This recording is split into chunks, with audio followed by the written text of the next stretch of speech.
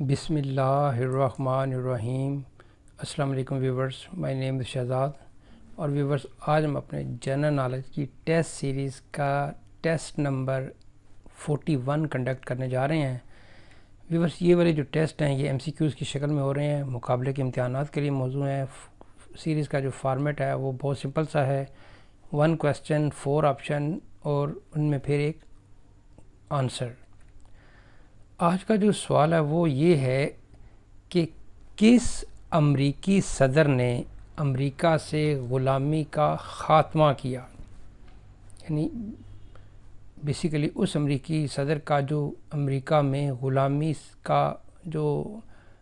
سے خاتمہ ہے اس میں اس کا مین رول ہے۔ تو آپشن ہے جی آپ کے سامنے 4۔ نمبر اے پہ ہے جارج واشنگٹن، بی پہ ہے ابراہیم لنکن، نمبر سی پہ ہے اینڈریو جانسن اور نمبر ڈی پہ ہے جی جان ایڈمز۔ تو ویورز جو ہیں جان ایڈمز، اینڈریو جانسن، ابراہیم لنکن اور جارج واشنگٹن میں جو نمبر اے ہے وہ ہے جی جارج واشنگٹن، جو کہ امریکہ کے پہلے صدر تھے۔ اس کا مطلب ہے کہ امریکہ کے جب پہلے صدر تھے تو اس وقت انہیں یہ جو ہے وہ مسئلہ درپیش نہیں رہا، تھی لیکن مسئلہ ان کے درپیش نہیں تھا۔